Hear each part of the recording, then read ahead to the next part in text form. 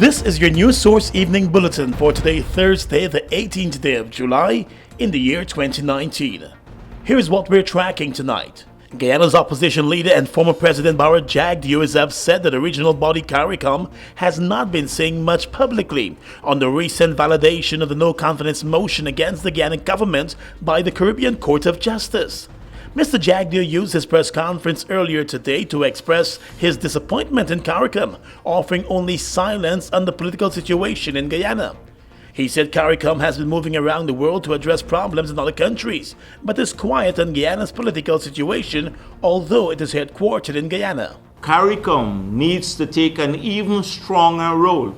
I'm surprised I have not seen even a statement coming from CARICOM as yet. Jagdeo said he met with the Secretary General of CARICOM recently and expressed his concerns, but there appears to have been no movement from the regional body to add its voice to the political issues in this country. This is a regional institution that we work to establish.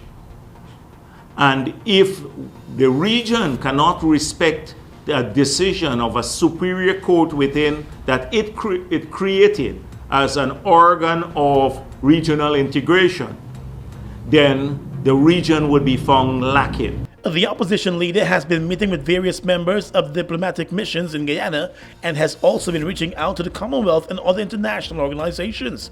Jagdeo repeatedly chided CARICOM today for not offering a full statement on the outcome of the case that went to the Caribbean Court of Justice. We cannot be busy sending missions to Haiti when they have an interruption of constitutional rule, or Venezuela when they have a breakdown of democratic order. And here in Guyana, which is the headquarter state of CARICOM, ignore that you have a government now in office that is illegally there because elections ought to have been held since March 21st. It was back in March that the Guyana Court of Appeal invalidated a no-confidence motion, forcing the opposition to take the case to the CCJ, which ruled recently that the motion had in fact been passed properly. While Jagdeo has been lashing out at the government as illegal, he has also been meeting with the president on the appointment of a GCOM chairman and has described those meetings with the president as going very well. More news coming up in just a moment.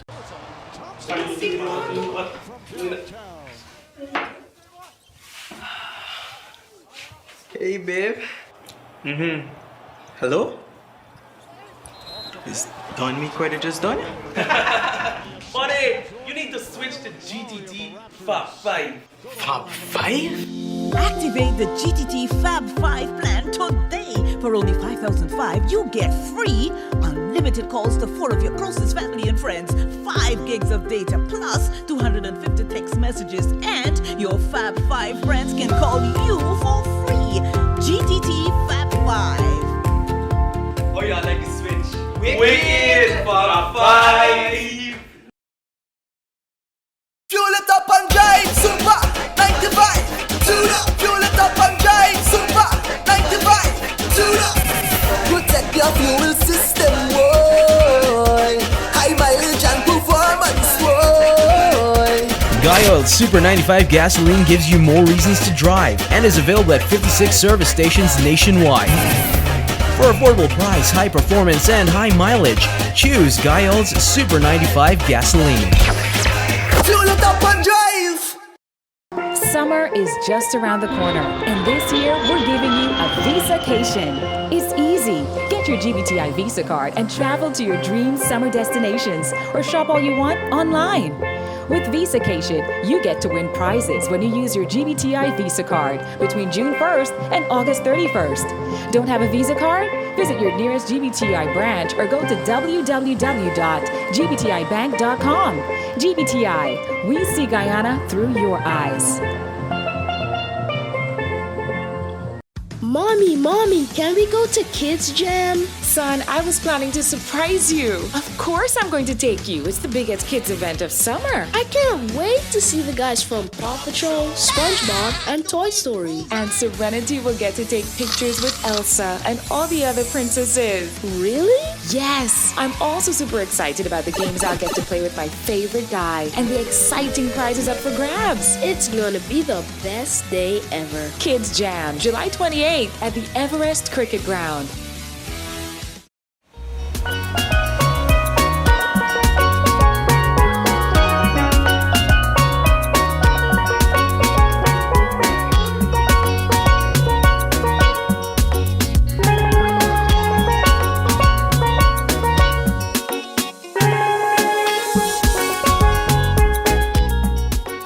Welcome back.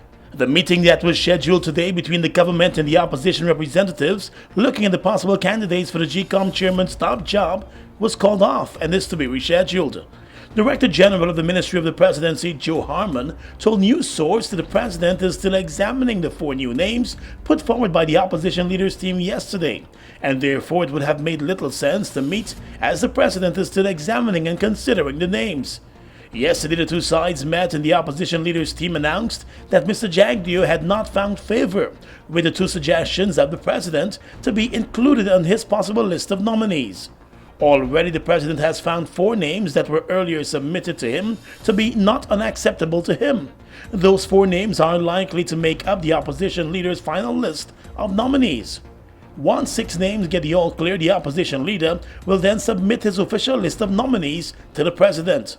The two sides have said that the meetings have been going well, and they are hoping to arrive at a decision soon. Now on the road to first oil, the Exxon company today announced that its oil production vessel, the Liza Destiny, has departed Singapore for Guyana. It is expected to arrive here in September, as Guyana gears up for first oil early next year. The vessel was commissioned by First Lady Sandra Granger last month in Singapore. When it arrives in Guyana, it will be the first oil production vessel to be placed in this country. According to Exxon, the Liza Destiny has a production capacity of up to 120,000 barrels of oil per day and an overall storage volume of 1.6 million barrels. The company said during normal operations there will be at least 80 persons living and working on board the vessel.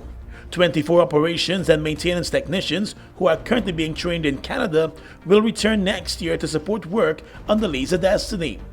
According to Exxon's country manager in Guyana, Rod Henson, Exxon currently has more than 1,000 Guyanese working for the project in Guyana.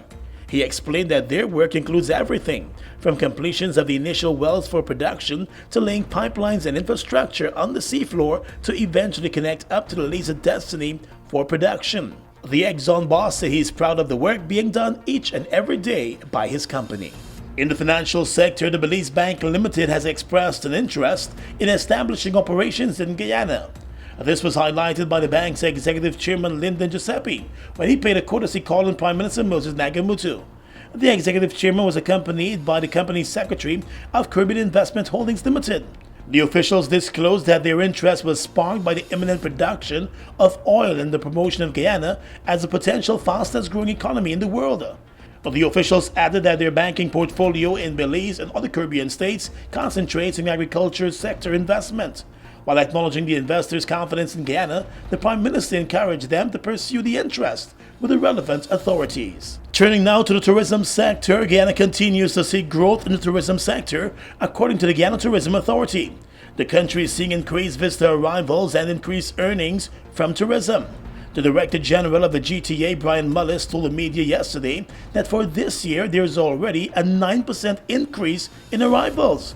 He explained that with every visitor spending an average of just over $1,000 while in Guyana, the sector has been making a significant contribution to the local economy. Total contribution of travel and tourism to Guyana's GDP in 2018 would have been 7.8%, which is fairly significant, and that drives directly an approximate 8,500 jobs.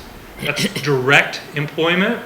And then in terms of indirect and induced employment, it's a total of 22,000 jobs as estimated by the World Travel and Tourism Council. And I think as all of you members of the media realize, tourism is on an upswing here in Guyana. Last year, we welcomed 286,732 international visitors. That was a 15.9% increase. The tourism director said the sector plugged over $62 billion into Guyana's economy last year and is set to do even better this year.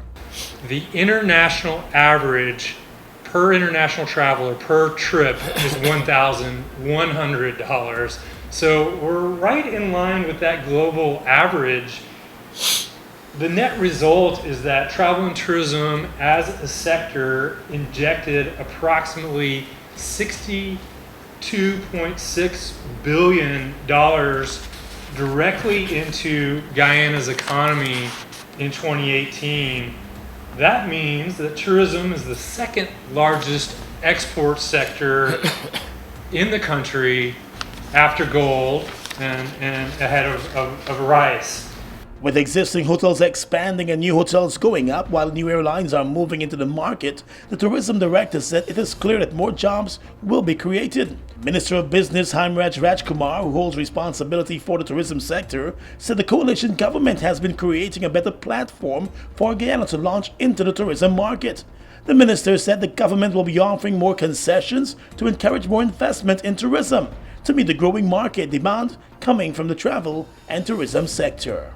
In the courts right now, more than a year after she was charged with the attempted murder of a police officer for allegedly pointing a gun at him and attempting to discharge it, accountant Marianne Davy walked out of the Georgetown Magistrates Court a free woman this afternoon, after the presiding magistrate Lerone Daly dismissed the case after finding that the evidence put forward was not credible. The 26-year-old woman was charged in May of last year after she allegedly attempted to discharge a firearm at Police Constable Christopher Kissoon in the Thomas Lands area with the intent to commit murder. The gun reportedly did not go off. She was also charged with being in possession of an unlicensed firearm and ammunition. She will still have to face those charges in the court. The magistrate accepted a no-case submission put forward by Davy's attorney, Mark Waldron, following conflicting testimonies by the police officers who witnessed and investigated the matter.